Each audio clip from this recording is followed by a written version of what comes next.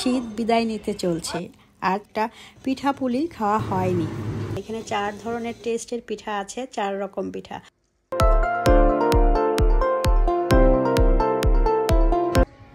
আসসালামু আলাইকুম, তৌফিকেস ওয়ার্ল্ডে সবাইকে স্বাগত। কাছে ও দূরে, দেশ এবং দেশের বাহিরে যে যেখান থেকে বসে আমার আজকের এই ভিডিওটা দেখছেন, আশা করছি আল্লাহর অশেষ রহমতে অনেক ভালো আছেন। মাঝে মাঝে মনটা এত বেশি খারাপ লাগে যে কোনো কিছুই ভালো লাগে না, সব কিছুতেই কেমন যেন একটা অনীহা কাজ করে, ঘরে বাইরে কোথাও না। তো ঘরে অনেক বেশি খারাপ লাগছিল, ভাবলাম ছাদে যাই। ছাদে এসে যখন গাছের মধ্যে ফুলের আগমন দেখলাম তখন মনটা বেশ ভালো হয়ে গেল।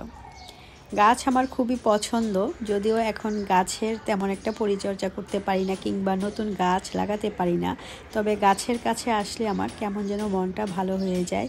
এই মুহূর্তে আমার মনটা অনেক খারাপ, কিন্তু এই যে ভিডিওতে ভয়েস দিচ্ছি, গাছগুলো দেখছি, খুব ভালো লাগছে। আর এদিকটায় পশ্চিম দিকে আর কি তাকাতেই দেখতে পেলাম আম গাছে আমের মুকুল দেখা যাচ্ছে, অর্থাৎ শীত বিদায় নিতে চলছে। আর ছাদে আসার পর কেমন যেন একটা ঠান্ডা বাতাস বইছে, মনে হচ্ছে শীত বিদায়ের বাণী শোনাচ্ছে। যাই হোক, শীত আস্তে আস্তে অনেকটাই কমে গিয়েছে, তবে এবছর তেমন একটা পিঠাপুলি খাওয়া হয়নি। তাই ভাবলাম কয়েক পদের পিঠা তৈরি করি, আর যেটা খুব সহজে করা যায়, জাস্ট একটা গোলা দিয়েই 3-4 ধরনের পিঠা তৈরি করা যায়, ওইরকম একটা বুদ্ধি মাথায় আসলো। তো সেই বুদ্ধি থেকেই আজকে পিঠাগুলো বানাচ্ছি।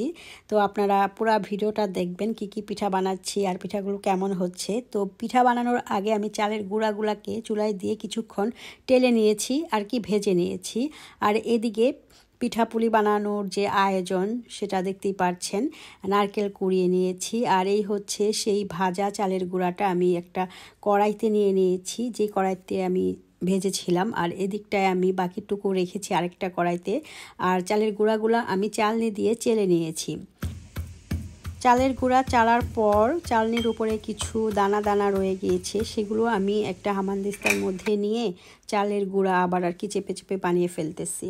তো আমি যে পরিমাণ পিঠা তৈরি করব সেই অনুযায়ী এখানে কিছু চালের গুঁড়া নিয়েছি। আর এই পিঠার রেসিপিগুলো আমি 1 মিনিটের শর্ট ভিডিওতে দেখাবো, যার জন্য দেখা যাচ্ছে কিছু ফুটেজগুলো আর কি শর্ট ভিডিওর রেশিওতে করেছি, আবার ইউটিউবের রেশিওতে করেছি, ওইটা কোনো ব্যাপার না। তো কিভাবে আমি এই গোলাটা গুলছি সেটা দেখানোর জন্য আমি এই শর্ট ভিডিওর ফুটেজগুলো রেখেছি। তো যে পরিমাণ চালের গুঁড়া, প্রায় 1.5 কেজির মতো চালের গুঁড়া হবে, পরিমাণ মতো আমি একটু লবণ দিয়ে জাস্ট হাত দিয়ে সব কিছু মেখে নিয়েছি। তারপর একদম ফুটন্ত গরম পানি অল্প অল্প করে দিয়ে এরকম একটা ডো বানিয়ে নিয়েছি, যেটা খুব বেশি নরমও না আবার খুব শক্তও না। তো প্রথমে আমি মেরা পিঠা তৈরি করব। আর মেরা পিঠা অনেক অঞ্চলেরই জনপ্রিয় একটা পিঠা, শীতকালে সবাই খেয়ে থাকে এই মেরা পিঠা। তো মেরা পিঠার বিভিন্ন ধরনও কিন্তু আছে। তো আজকে আমি আপনাদেরকে আরেকটা ধরনের মেরা পিঠা তৈরি করে দেখাবো, এবং পুলি পিঠাও দুধ পুলি আর কি তৈরি করব। তার জন্য আমার এখানে নারকেলের পুর লাগবে। তো কিছু নারকেল তো আমি ওই গোলার মধ্যে দিয়ে দিয়েছি, আর কিছু নারকেল আমি এই কড়াইয়ের মধ্যে গুড় দিয়ে একটু ভেজে নিচ্ছি। ভাবলাম নারকেলের পুরের মধ্যে যদি কয়েক পদের বাদাম দেওয়া হয় তাহলে টেস্টটা কেমন আসতে পারে। তো সেই জন্য হাতের কাছে কিছু বাদাম ছিল, এখানে সব ধরনের বাদাম আছে, চীনা বাদাম, কাঠবাদাম, তারপরে হচ্ছে পেস্তা বাদাম, সব ধরনের বাদামই আছে। তো সেগুলো আমি ওই হামানদিস্তার মধ্যে দিয়ে একটু ক্রাশ করে নিয়েছি, তারপরে আমি এখানটায় দিয়ে দিয়েছি। তো অনেকটা আঠালো ভাব চলে আসছে, তখন আমি এই বাদামের গুঁড়াগুলা দিয়ে দিয়েছি। বাদামের গুঁড়াগুলা কিন্তু একদম মিহি হবে না, জাস্ট দানা দানা থাকবে। পিঠা খাওয়ার সময় বাদামের দানাগুলা যখন দাঁতের নিচে পড়বে তখন কিন্তু খুব ভালো লাগবে। তো যাই হোক, আরও কিছুক্ষণ উল্টিয়ে পাল্টিয়ে আমি এই নারকেলের পুরটা খুব সুন্দর করে ভেজে নিয়েছি। এক পর্যায়ে দেখতে পেলাম যে আঠালো একটা ভাব চলে আসছে, যেটা আর কি চাপ দিলে জমাট বেঁধে যাবে। তারপর আমি এখানে একটু ঘি অ্যাড করেছি, এতে করে টেস্টটা ভালো আসবে। তো ওই যে আমি যে ডোটা তৈরি করেছিলাম সেটা তো ঢেকে রেখেছিলাম, এখন আমি ঢাকনা তুলে পিঠার শেপ দিয়ে নিচ্ছি। শুরুতে যে পিঠাটা তৈরি করছি সেটা হচ্ছে মেরা পিঠা।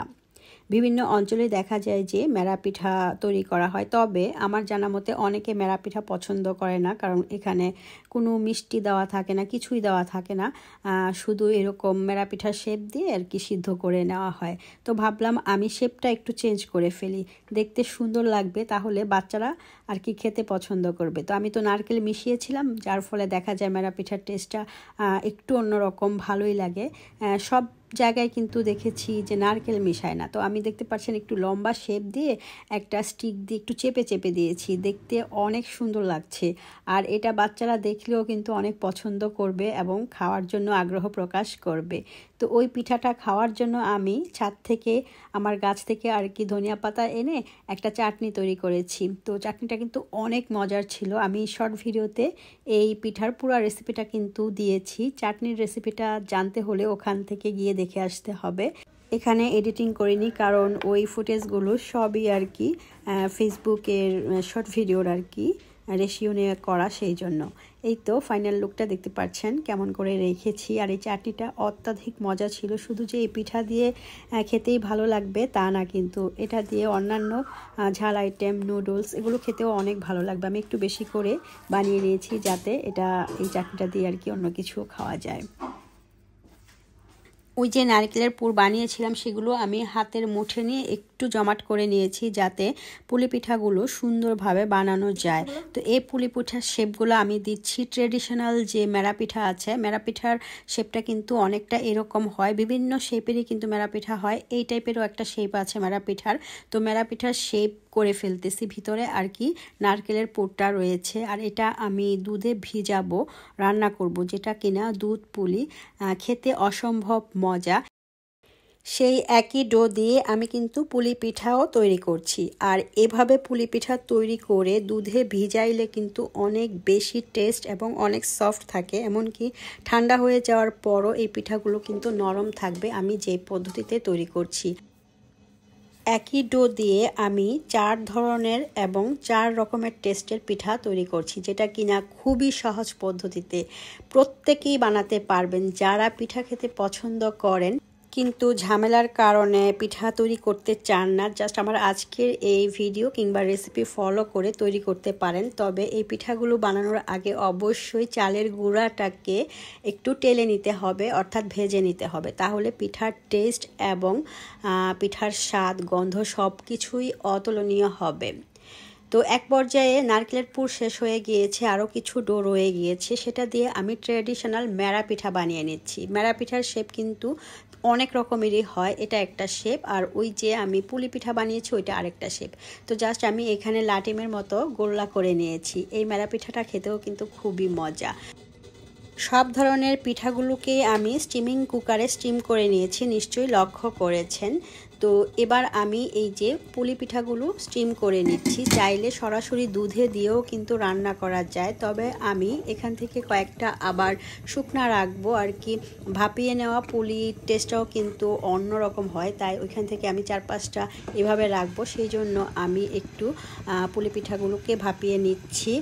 চাইলে সরাসরি দেওয়া যেতে পারে, তবে আমি সরাসরি দেব না। সরাসরি যদি আমি দুধে পিঠা দেই, পরবর্তীতে দেখা যাবে ঠান্ডা হলে শক্ত হয়ে যাবে। এভাবে ভাপিয়ে নিলে এই পিঠা ঠান্ডা হয়ে যাওয়ার পরও কিন্তু শক্ত হবে না, টেস্টেরও কোনো পরিবর্তন হবে না।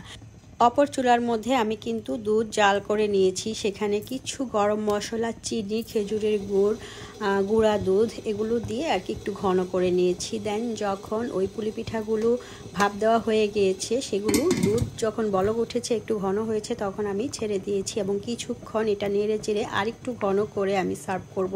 ওইদিকে আমি স্টিমিং কুকারে যে মেরা পিঠা আর কি লাটিমের মতো গোল্লা মেরা পিঠাগুলো বানিয়েছি না, সেগুলো স্টিম করে নিয়েছি। এটা জাস্ট 5 কি 6 মিনিটের মতো লেগেছে স্টিম হতে। মেরা পিঠা স্টিম হয়ে গিয়েছে, আমি এভাবে সার্ভ করেছি খেজুরের ঝোলা গুড় দিয়ে, খেতে অসম্ভব ভালো লাগে। তো আমি একদম কিন্তু ভিডিওর শেষ পর্যায়ে চলে আসছি। আমার আজকের পিঠাগুলো কেমন ছিল অবশ্যই জানাবেন কমেন্টস করে। আর ওইদিকে দুধ পুলি পিঠাও কিন্তু হয়ে গিয়েছে, আমি উপরে একটু ঝোলা গুড় দিয়ে দিয়েছিলাম, দেখতে অসম্ভব ভালো লাগছে, খেতেও কিন্তু আলহামদুলিল্লাহ অনেক মজার ছিল। সো আপনারা শীত যাওয়ার আগে বাসায় এভাবে পুলি পিঠা, মেরা পিঠা এগুলো ট্রাই করতে পারেন, অনেক ভালো লাগবে। এখানে 4 ধরনের টেস্টের পিঠা আছে, 4 রকম পিঠা, অনেক মজা করে সবাই খেয়েছে আলহামদুলিল্লাহ। তো আজকে ভিডিওর একদম শেষ পর্যায়ে চলে আসছে, আপনারা সবাই অনেক ভালো থাকবেন, সুস্থ থাকবেন। আল্লাহ হাফেজ, আসসালামু আলাইকুম।